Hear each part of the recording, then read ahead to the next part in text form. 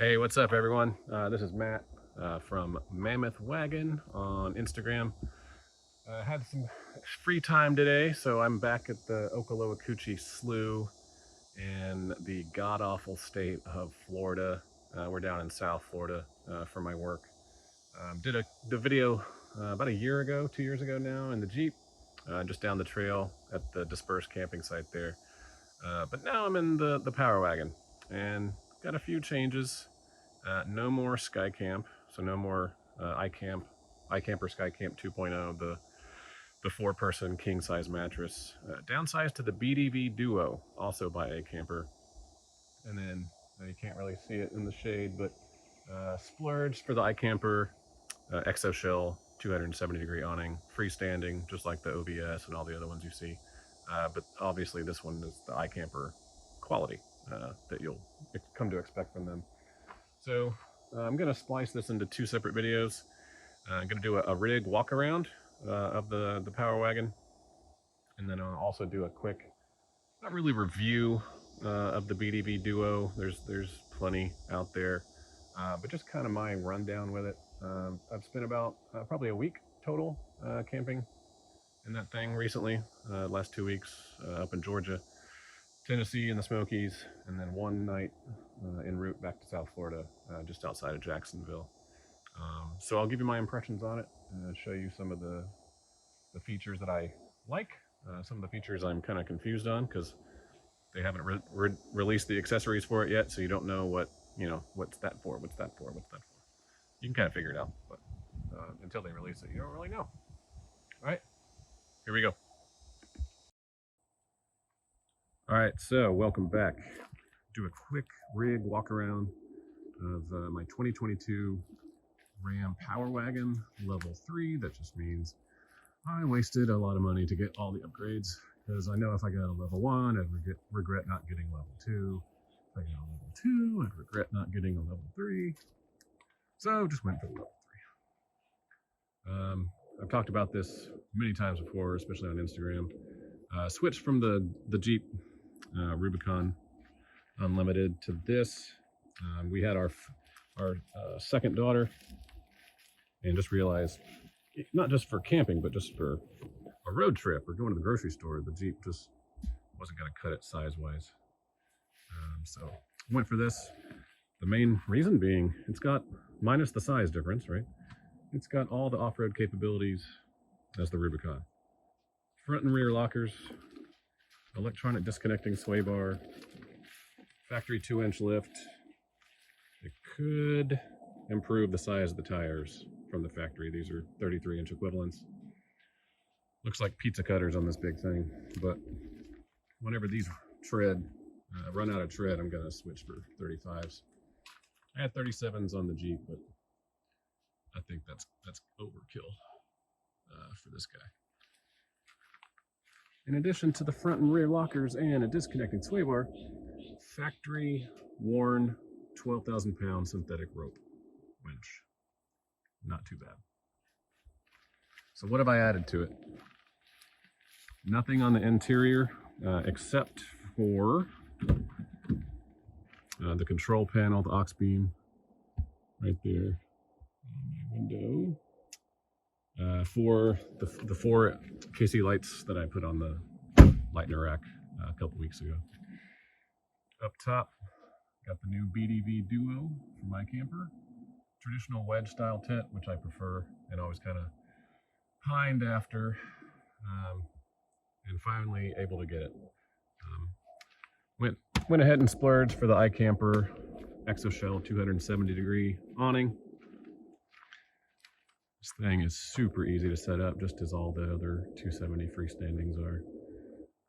Sitting on top of the Lightner ACS forged rack.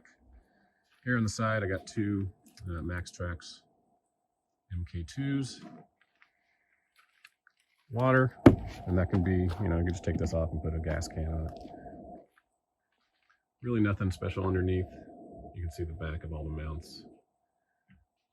And of course, got the decked drawer system. I really hesitated getting this because, look how much bed space it leaves, top to bottom. But honestly, this has been my favorite upgrade so far. It is super simple to stay organized, keep everything dry. It is waterproof-ish. They do say it's not dust-proof, so you wouldn't want to put any electronics like computers or cameras or anything. But I just keep all of my camping gear, pretty much all, stored in here throughout the year. And then I haven't even unpacked from the trip up to the Smokies. Whoa, gimbal, what'd you do there? That was fun. I haven't even unpacked from my trip to the Smokies, so this is all still from a week or so ago. So it's got these 4 kind of storage bins, 1 in each corner. But when I installed the ACS forged rack on here, I had to drill into the, I can't even see it. There we go. Camera. Okay, cut. All right, so the deck system has these 4 storage bins, 1 in each corner. The 2 near the cab do have the lids on them because they still fit. But when I installed the Lightner ACS forged, it has these 2 support beams that come down, and you have to drill into your bed, so that was fun. And then the bracket goes down right there, so I had to cut into the deck system. And then with that bracket in the way, you can't fit the lids on there. So these 2 in the rear, they stay open. Okay, we're back. Realities of making a video in South Florida. My phone overheated and went crazy and shut down. So I was talking about the deck. There's the deck. It's awesome. Freaking love it. Definitely worth losing, at least for me, losing the vertical bed space. Over here on the passenger side, got this needing to be replaced mount, looks like, for the fire extinguisher. Just got that quick release mount off Amazon for a recommendation online. Another water can, the Lightner shower pod. This thing has been so useful, not just camping.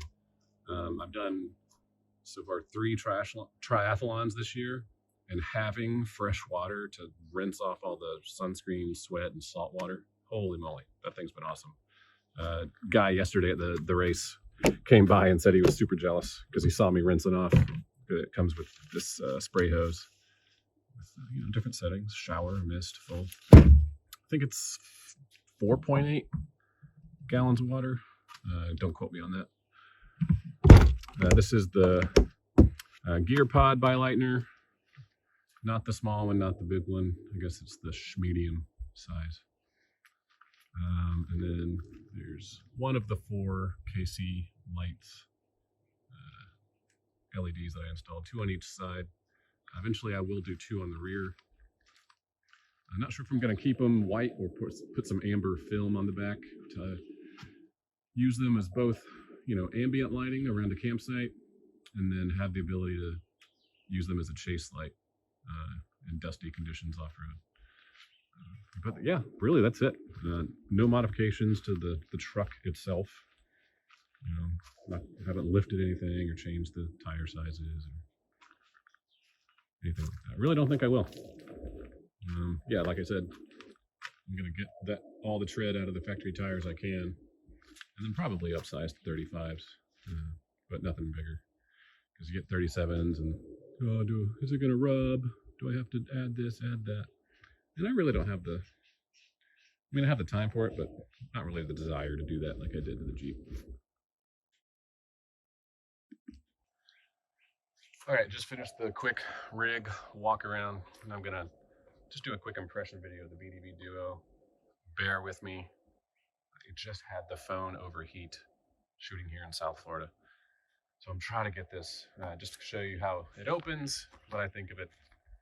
And yeah, so it's just these 2 latches right there. And the Skycap had the same, but these don't require a lock, which I really like. You just hit this little latch, pops back into place. Hit this little guy, pops back into place. And then, poof, that's it. The gas struts on both sides take care of the rest. And apparently they can support up to 100 pounds on the top of the tent. And eventually, iKamper is going to release some accessories to mount stuff all around the tent, on top of the tent, solar panels, storage, an axe carrier I saw on one of their SEMA videos. But that's it. Really all you got to do is, if you want, put the ladder on. But I found I can just hop right on the tailgate and jump in the main entrance, or the front entrance there. I do store the ladder inside, and I have it mounting on the passenger side right here, because it can't really mount it when I have the exoshell on the driver's side. So when I used it the last week or so, I'd start everything from the tailgate, get the 2 poles into the rainfly, open up the windows, and then grab the ladder, put it in. Just these 2 little latches. They come off like that. Set the ladder in, put those through the channel on the ladder, in 2 of those. And I had to move these from the factory location. So this one was probably more over here. This goes a little bit over here. And I didn't even think of it. Put the ladder in, get everything ready. And I needed to access this guy. And it wouldn't open because it was hitting the ladder right there. So just a quick Phillips head, and it was slid over pretty quick, about 5 minutes. So just the impression so far of this guy. The stock mattress, for me, is surprisingly comfortable. And I'm a side sleeper. It's much better than the old stock mattress on the 2.0. I did have the iKamper self-inflatings in the Skycap 2.0, but I included that when I sold the tent to a guy on Facebook Marketplace. So eventually I think I will get the self-inflating that's made for the BDV Duo. It fits the entire footprint. But so far, 6 or 7 nights on the stock mattress, and I was completely comfortable. Didn't wake up uncomfortable, didn't wake up sore. And it has a removable cover that you can unzip and take off the mattress and then wash. And I totally did that after this long trip and put it back on. Really easy. So some of the things that I've noticed, obviously it's different than the Skycam, right? It's a 2-person versus a 4. That remains glaringly obvious when you look at it and see it on the website. It's a wedge tent. It's 2-person. But we decided the Skycap was just too big. My wife finally told me she hates camping with the kids in a rooftop tent, up and down the ladder, middle of the night, got to go down the ladder. And we were planning a big group camp trip this fall in September. And she finally told me she just hates the rooftop tents. We'll just do a ground tent. And I was like, all right, fine. That makes sense. But then I was thinking, all right, but I don't need the Skycap. I don't need the 4-person king-size mattress. And I've always envied the wedge-style because they're so functional.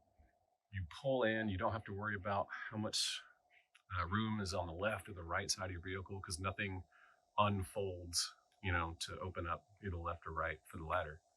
So I can just pull straight in, and that's it. Nothing on the left or the right. The only thing I really need to think about is the awning if I'm going to open it up. But for quick trips, I won't. So I don't need to think about the awning either.